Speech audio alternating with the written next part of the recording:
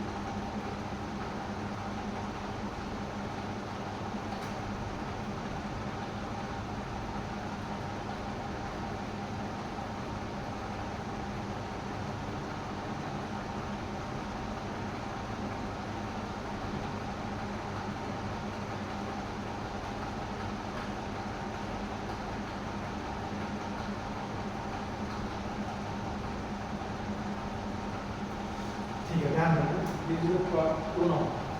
Pronoun का काम क्या होता है? जैसे नाउन है, नाउन का काम क्या है? जैसे नाउन नाउन का काम क्या है? किसी को नाम देना, राइट? किसी को दिल्ली नाम दे रहा है, किसी प्लेस को, तो किसी ऑब्जेक्ट को चेयर नाम दे रहा है। That is the main purpose था। और उसके बाद आया हमारा प्रोनाउन। प्रोनाउन का काम क्या है? जो वर्ड नाउन को रिप्लेस कर दे, that will be called pronoun. जैसे Rohan is a doctor, he lives in Delhi, वो दिल्ली में रहता है। रोहन एक डॉक्टर है, वो दिल्ली में रहता है। ये ही किसके लिए इस्तेमाल हुआ है? रोहन। रोहन यहाँ पे नाउन है। जिस नाउन के बदले जो शब्द इस्तेमाल होते हैं उसे अपन बोलते हैं प्रोनाउन। अगर मैं ऐसा कहूँ, रोहन इज ए डॉक्टर और रोहन लिव्स इन दिल्ली, तब भी सेंटेंस वही रहेगा। पर क्या होता है इंग्लिश में ग्रामर में, जो नाउन बार बार रिपीट होते रहते हैं उसको अवॉइड किया जाता है। उसके स्थान पर अपन जिस वर्ड का इस्तेमाल करते हैं उसे अपन बोलते हैं प्रोनाउन, राइट? प्रोनाउन के टाइप्स में पहला है पर्सनल प्रोनाउन, जो सबसे ज़्यादा वही इम्पोर्टेंट है। पर्सनल प्रोनाउन ही सबसे ज़्यादा इम्पोर्टेंट। इसमें आप लोग देखते हैं एक सब्जेक्टिव केस लिखा होगा, एक ऑब्जेक्टिव केस लिखा होगा, एक लिखा होगा पॉजेसिव प्रोनाउन लिखा होगा, ये पॉजेसिव एडजेक्टिव लिखा होगा। ये तीनों को, right, from this point two this point हम प्रोनाउन चैप्टर में ही कवर करेंगे। इस पार्ट को हम एडजेक्टिव चैप्टर में कवर करेंगे, राइट? तो इसको पढ़ने से पहले मैं आपको थोड़ा सा समझाऊँ। इसी सर कुछ नहीं, लेकिन बहुत काम की चीज़, ठीक है सर? इंग्लिश में बात करें। हाँ, इंग्लिश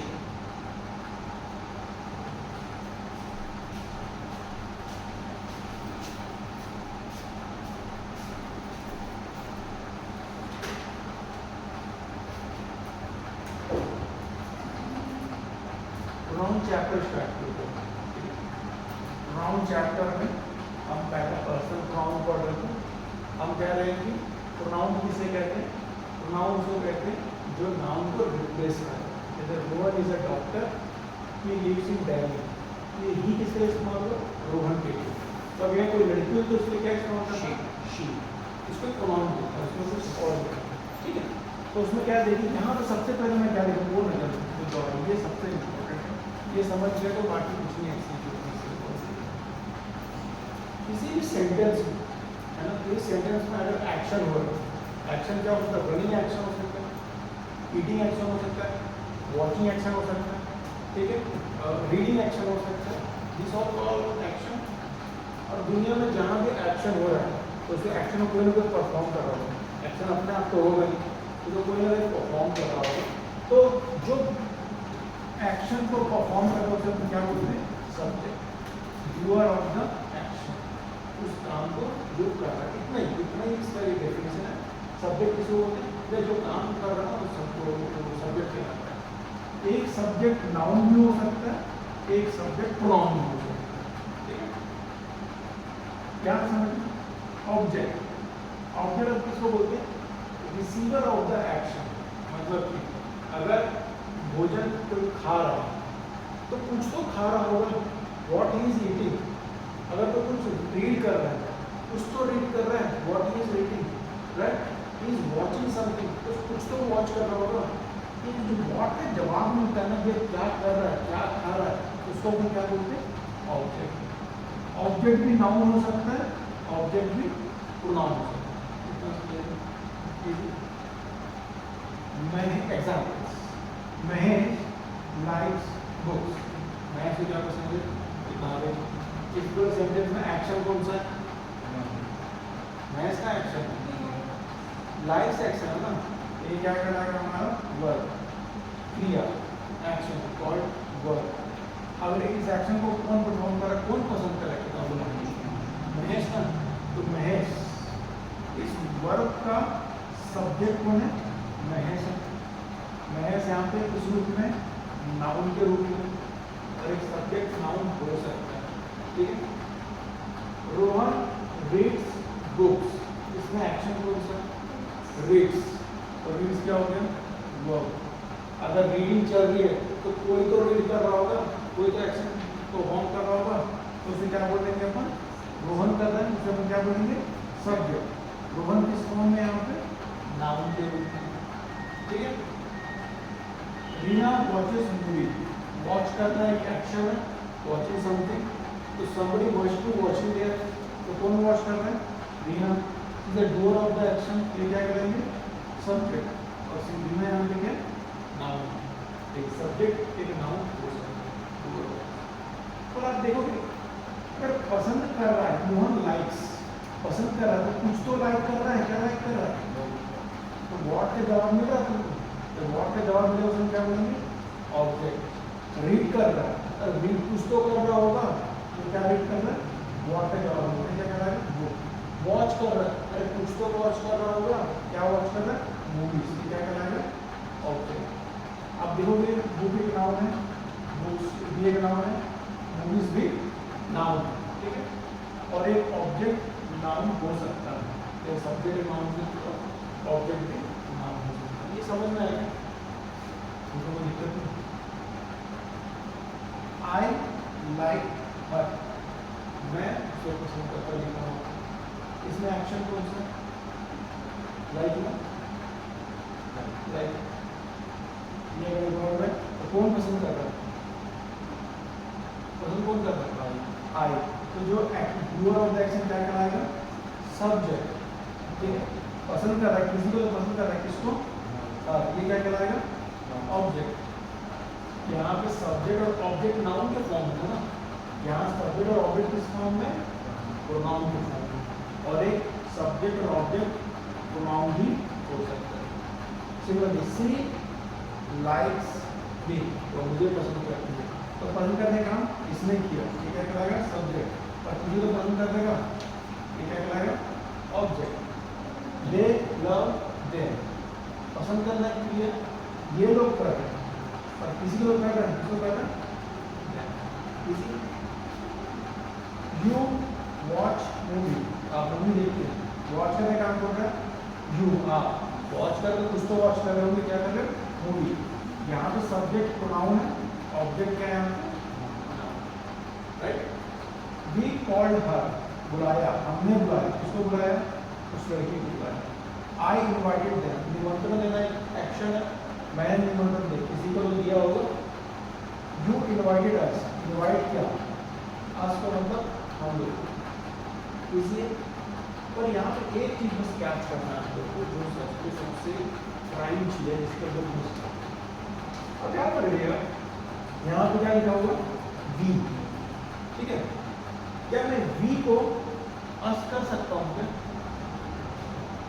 कर सकता हूँ? We called her, us called her कर सकता हूँ क्या? क्यों नहीं कर सकता?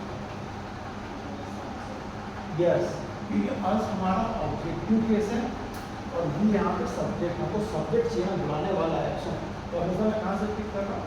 Subject. Similarly I invited them, I invited them, बुलाने वाला कौन है? आई, सब्जेक्ट, तो मैं कहाँ से पिक किया? सब्जेक्टिव केस से, बुलाया, उन लोगों को बुलाया, तो देम में कहाँ से पिक किया? Objective case.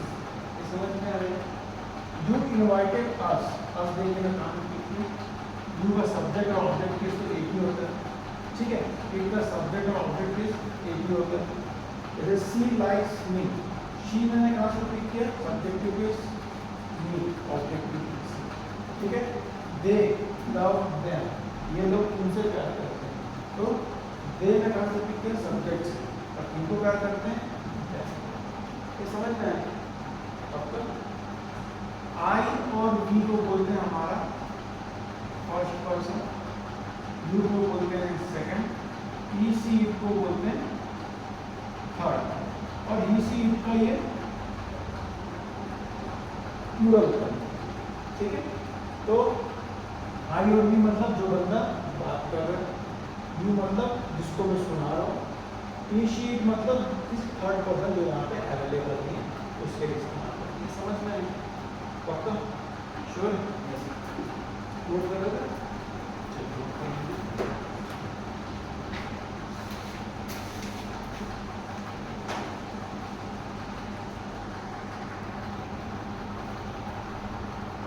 चलिए अगला स्टार्ट करते हैं। क्या लिखा हुआ है यहाँ पे?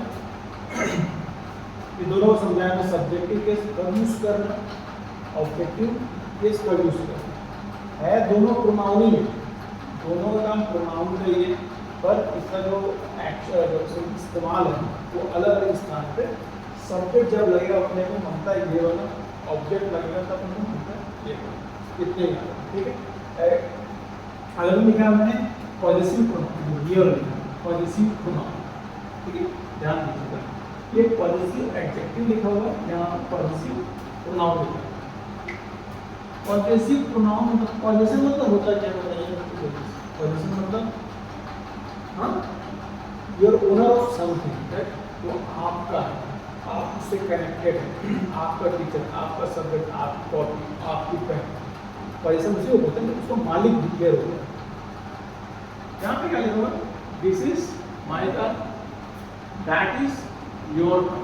नहीं पढ़ा, ठीक है।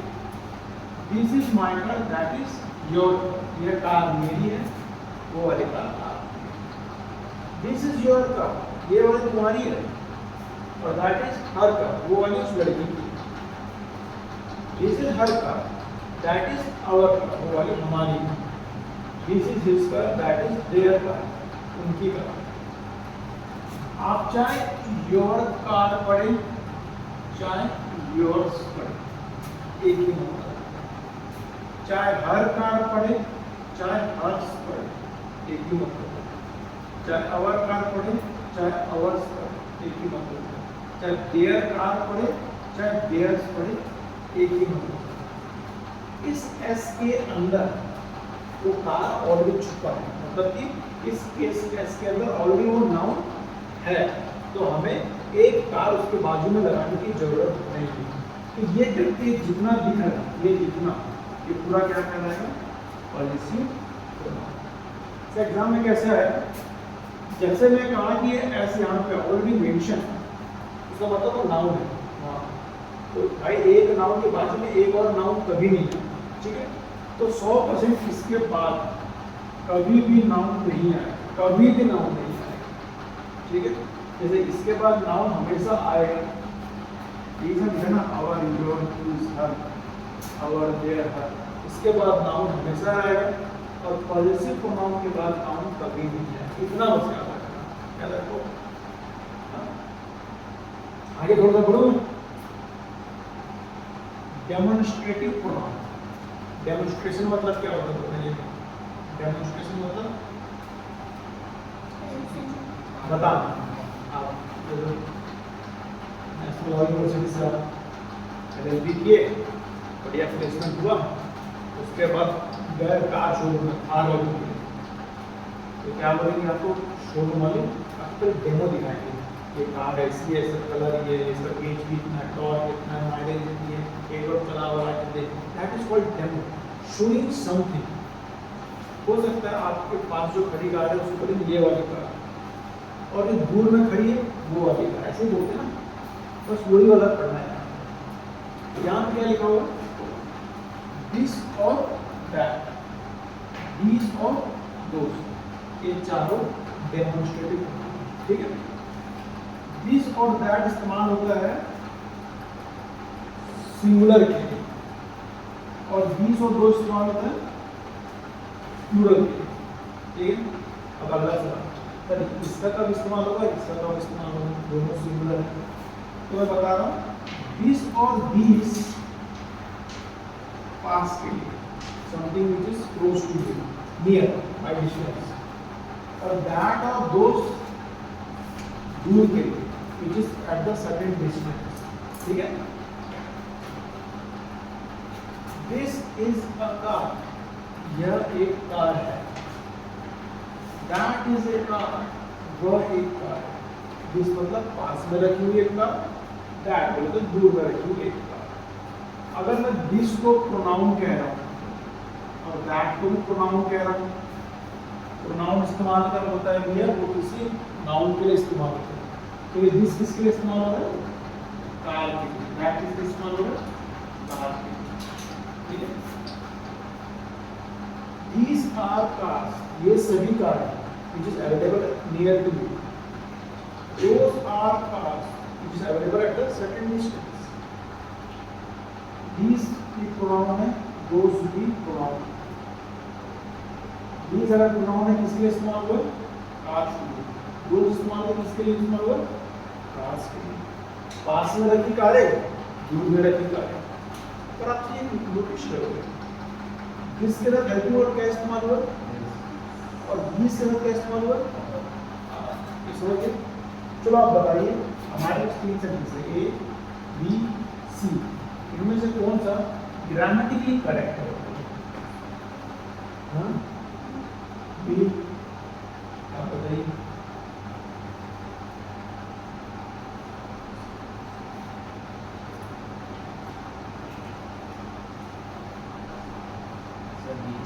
हाँ बी होगा, क्योंकि देखिए यहाँ पे ऑल लगा हुआ है, दिस लगा हुआ है, कार नाइस, यहाँ तक सही है, दिस कार इज नाइस, पर आगे क्या लगा हुआ है? ऑल मतलब सभी होते हैं, मतलब एक से ज्यादा हो गया ना, तो यहाँ दिस नहीं आएगा, दिस आएगा।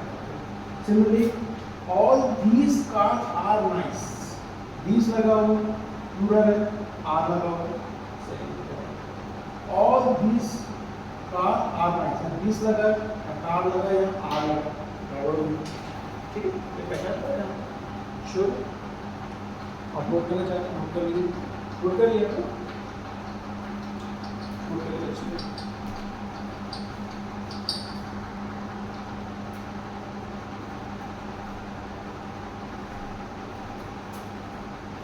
देखेंगे एक बार, है ना?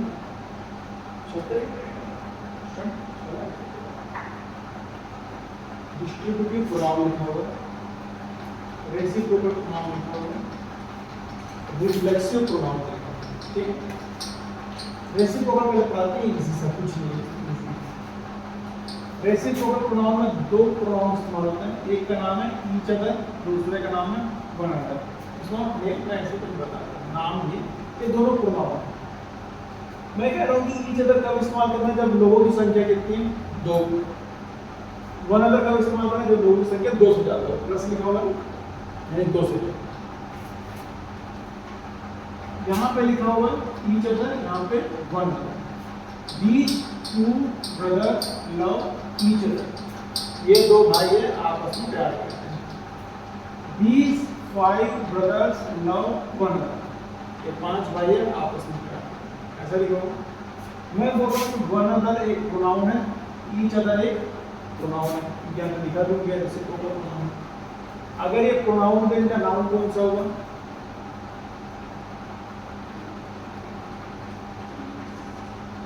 ईच अदर एक प्रोनाउन का नाउन कौन सा होगा? ब्रदर्स हो ना। वन अदर प्रोनाउन का नाउन कौन सा होगा? ब्रदर्स हो, यानी दोनों नाउन इनका प्रोनाउन ये है, ठीक है। अब नोटिस करोगे इस सेंटेंस में ब्रदर की संख्या कितनी है? दो। इस सेंटेंस में कितनी है? पांच। बोले तो दो से ज्यादा है ना, जब दो रहेंगे तो क्या इस्तेमाल करना है? Each other. दो से ज्यादा नाउन है तो वन। रेसिप्रोकल का मतलब है आपस में प्यार, झगड़ा, मोहब्बत, उसके लिए इस्तेमाल करना है। तो दो भाइयों के बीच में झगड़ा, प्यार, मोहब्बत है तो ईच अदर। दो से ज्यादा के बीच में झगड़ा, प्यार, मोहब्बत है तो वन अदर। लेकिन याद रखिए एग्जाम में क्या करेगा? वन अदर को यहाँ लिख देगा, ईच अदर को यहाँ लिख देगा। आपको समझना है। अगर एक प्रोनाउन है इनका नाउन कौन सा है? अगर दो है तो ईच अदर इस्तेमाल करो, दो से ज्यादा है तो वन। ये याद है इजी। एक और ऐसे वाला, नॉट ऐसा वाला, one more, reflexive pronoun. Reflexive बोले तो क्या होता है? रिफ्लेक्शन बोले तो क्या होता है? रिफ्लेक्शन होता है, रिफ्लेक्सिव क्या रिफ्लेक्शन मतलब क्या होता है?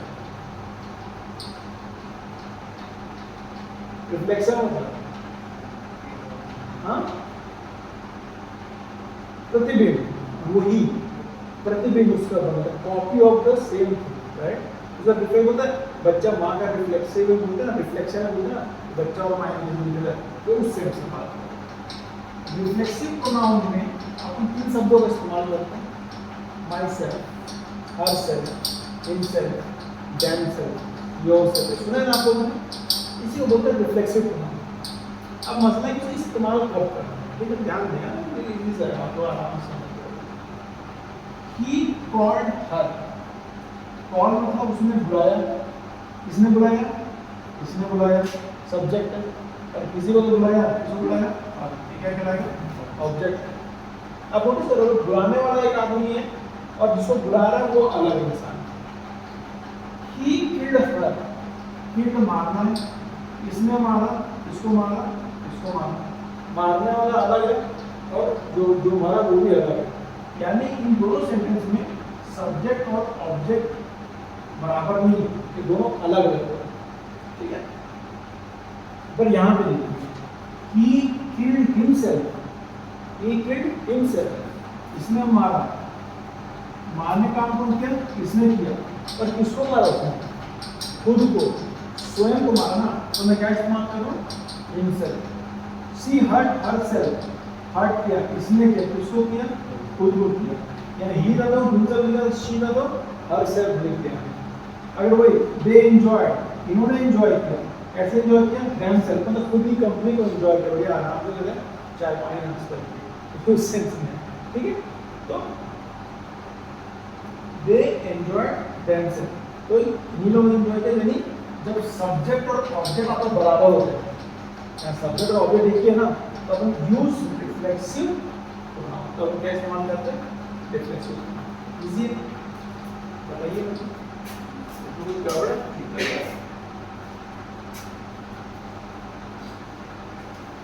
ये अब पढ़ते हैं, ये बताइए इंपॉर्टेंट पार्ट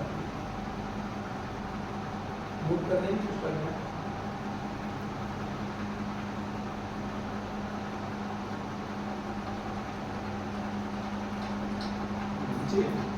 अब ये देखिए, थोड़ा सा कुछ दिमाग ज़्यादा लगता है, मतलब फुल माइंड रखिएगा हो जाएगा, ठीक है।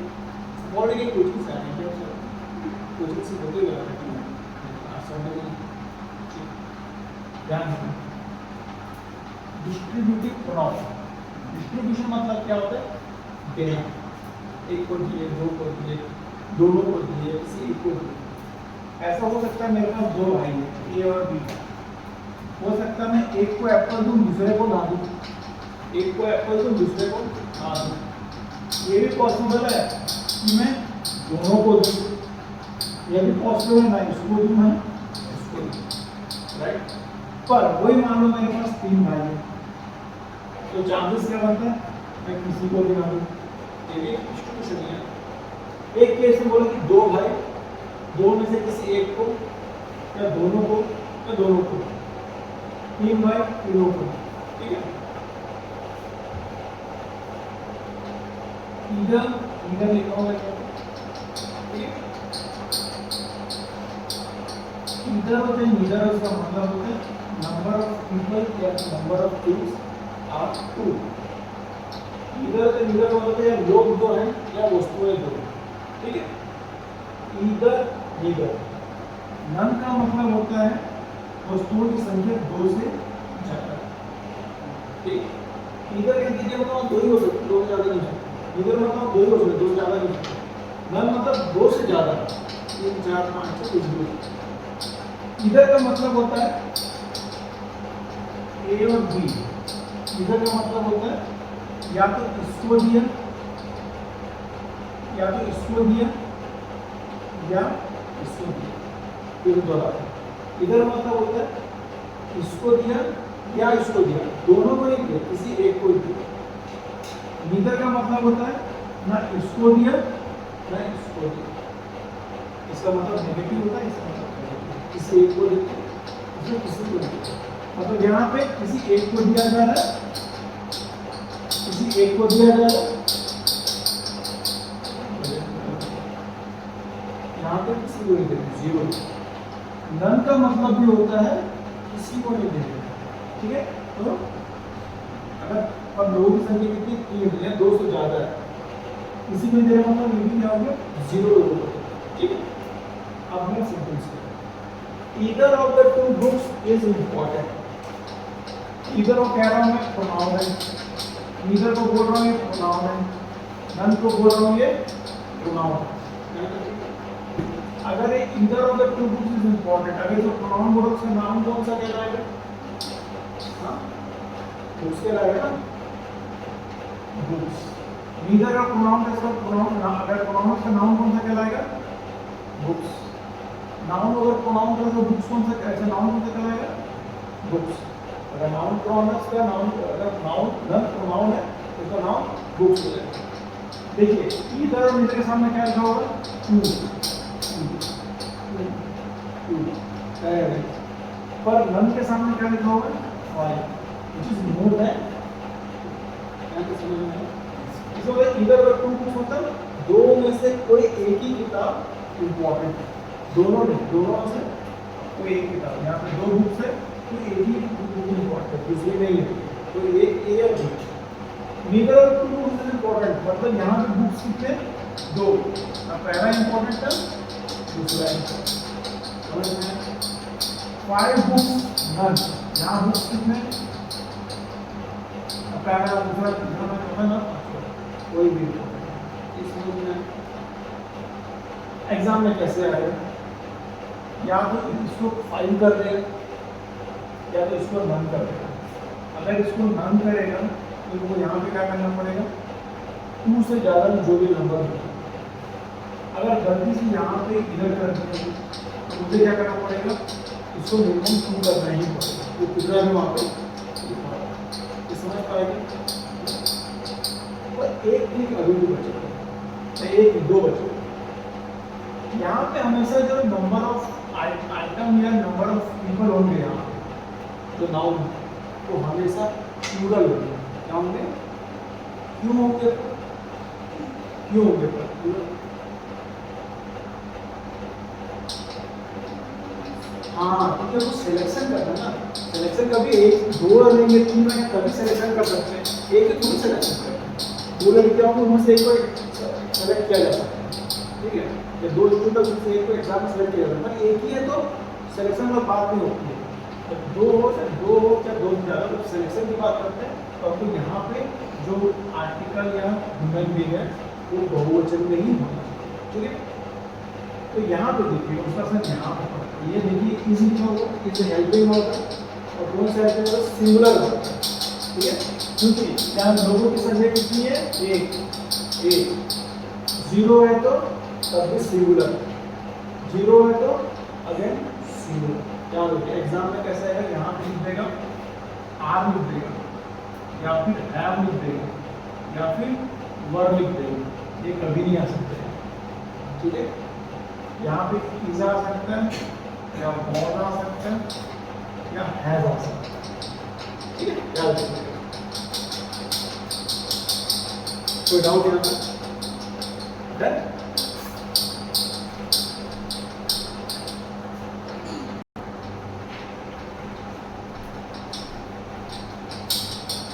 ठीक है, अपने पास दो प्रोनाउन बचे हैं।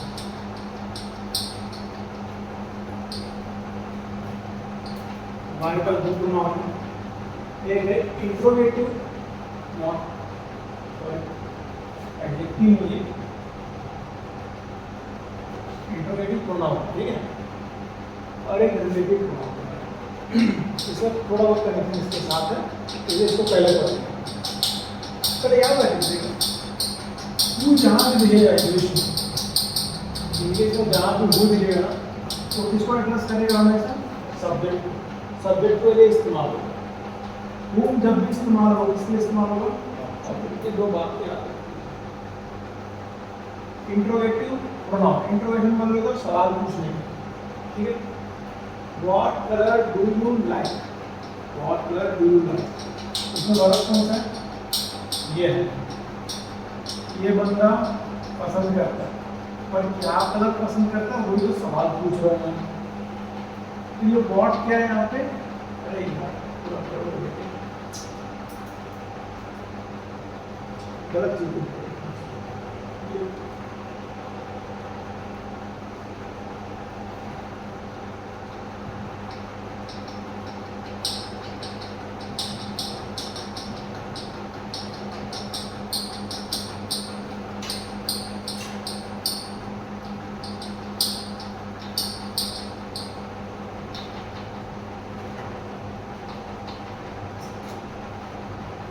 एडजेक्टिव देते हैं, चलो फ्लावर देते हैं। What is the colour of your car? ठीक है, what is the colour of your car? Upon what से सवाल पूछ रहे हैं, व्हाट से क्या पूछ सकते हैं, डियर कलर, कलर कौन सा है? तो यह व्हाट क्या काम कर रहा है, प्रोनाउन का। विच इज योर रूम, आपका कोई तो रूम है, और वो कौन सा है, 2 नंबर है 3 नंबर है, इससे सवाल पूछ रहे हैं, ये क्या कहलाएगा, प्रोनाउन। और किस तरह का इंट्रोगेटिव, ठीक है। अब देखिए ये तो अच्छा है, हु और हु इस्तेमाल हो रहा है, ठीक है। हु आर यू, आप कौन है, ये हेल्पिंग वर्ब है ना, ये इसका सब्जेक्ट है। हु आर यू, आप कौन, आपका नाम क्या, तो ये पूछ रहा है। अब देखिएगा हु का काम क्या है, पूछना कौन हो तुम, यू को पूछ रहा है तुम कौन हो, और यू क्या काम कर रहा है, सब्जेक्ट। हु किसके इस्तेमाल होता है, सब्जेक्ट, इसे याद रखना है, ठीक है। वो जिसको भी एड्रेस करेगा वो सब्जेक्ट ही हो सकता है, ठीक है। Whom have you called? आपने किसको बुलाया, इसमें बुलाना एक एक्शन है, इस बंदे ने बुलाया, और किसको बुलाया, तो यहाँ पे गायब है ना, जब ऑब्जेक्ट होगा तो क्या इस्तेमाल करेंगे, whom, ये किसको बुलाया, तो whom इस्तेमाल नहीं करते, याद रखेगा ऐसा। अब यहाँ पे I don't know who you are, ठीक है, मुझे नहीं पता आप कौन हो, I don't know who you are, ये वर्ब है, हेल्पिंग वर्ब है, ये सब्जेक्ट है। ये हु किसको एड्रेस कर रहा है, मुझे नहीं पता कौन हूँ तुम, इसको ये एड्रेस कर रहा है, ये यू क्या है यहाँ पे, सब्जेक्ट, हु का इस्तेमाल हुआ, सब्जेक्ट। हु का काम है हमें सब्जेक्ट को एड्रेस करना। I don't know who you are, अगर हु लगा तो किसके लगा होगा, इसके लगा होगा, वो subject. He is the boy whom we called, तो यह वही लड़का है जिसको अपन बुलाया, कॉल्ड, इसने बुलाया, पर किसको बुलाया, ऑब्जेक्ट यहाँ पे गायब है ना, ऑब्जेक्ट गायब है। ही इज द बॉय, तो वही लड़का है, ही is the same boy whom we called, देखिए यहाँ पे ऑब्जेक्ट गायब है, बुलाया किसको बुलाया गया, बॉय को बुलाया ना, तो ये ऑब्जेक्ट कौन सा है हमारे पास, ये बॉय है, ठीक है। अब बोलोगे सर यहाँ पे नहीं दिख रहा, आप यहाँ पे क्यों खींच रहे हो उसको, यहाँ पे नहीं दिख रहा ऑब्जेक्ट, तो यहाँ पे क्यों खींच रहे हो। अब एक नियम बस याद रखना, ठीक है, जब भी हु या हु, ठीक है, हु किसके इस्तेमाल हो रहे हैं यहाँ पे, सब्जेक्ट के लिए, हु किसके इस्तेमाल होगा, ऑब्जेक्ट के लिए। जब भी हु के बाद सब्जेक्ट नहीं दिखेगा, हु के बाद ऑब्जेक्ट नहीं दिखेगा, तो इसके पहले जो नाउन रहेगा वो उसका आंसर होगा, ठीक है क्या, समझ में। हु और हु जहां भी लिखे रहेगा, इसके बाद यहाँ पे देखिए हु के बाद ऑब्जेक्ट नहीं मिल रहा है, यहाँ नहीं मिलेगा, तो जब भी ये हु के पहले जो नाउन रहेगा वही ऑब्जेक्ट होगा, ठीक है। सिमिलरली हु के बाद यहाँ सब्जेक्ट तो मिल रहा है, अगर सब्जेक्ट नहीं मिलता तो इसके पहले जो नाउन होता है वही उसका सब्जेक्ट कहलाएगा, ठीक है। हु के बाद अगर ऑब्जेक्ट नहीं मिल रहा है तो इसके पहले जो नाउन है वो उसका ऑब्जेक्ट कहलाता है, ठीक है। अब एग्जाम में कैसा है पता है, हु के जगह बोलेगा कि ऑप्शन ए ऑप्शन बी, यहाँ हु आएगा कि तुम आएगा। जब आप पढ़ रहे हैं यहाँ पे गायब क्या मिल रहा है अपने को, ऑब्जेक्ट ना, ऑब्जेक्ट किसको एड्रेस करता है, हु, तो हमारा आंसर क्या होगा हमेशा, अगर यहाँ पे सब्जेक्ट गायब होता तो हमारा आंसर क्या होता, जो चीज गायब दिखेगा वो आपका आंसर होगा, ठीक है, याद रखिएगा। अब तो आपको जो भी बोले कुछ अच्छा चाहिए, ठीक है, क्या करेगा थोड़ा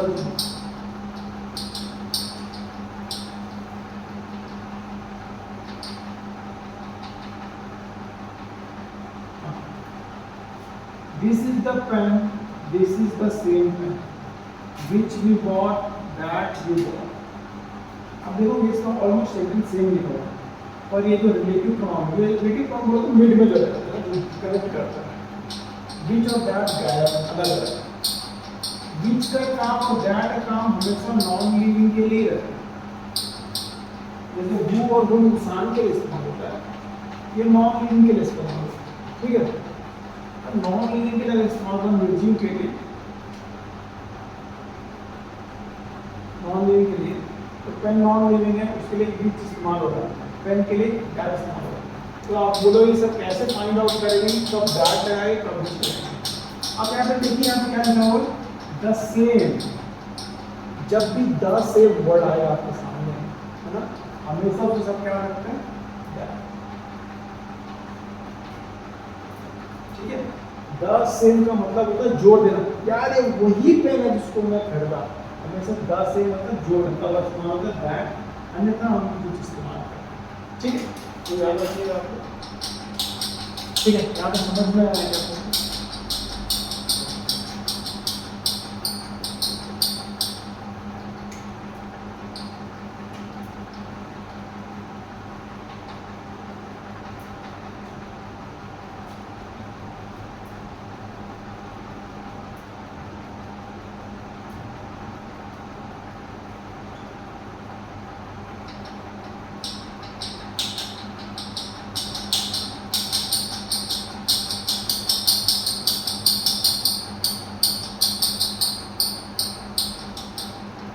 चलिए बताइए इसमें क्या है, he is the man who or whom has won the match, क्या है, who आएगा कि whom आएगा, who आएगा, who,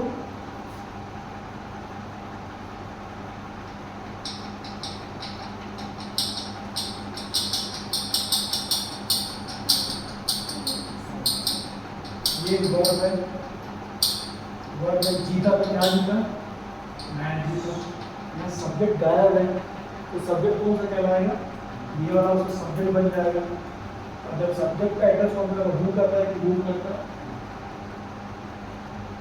तो समझ में एग्जाम में इसी आएंगे, आपको पहचानना पड़ेगा, ठीक है।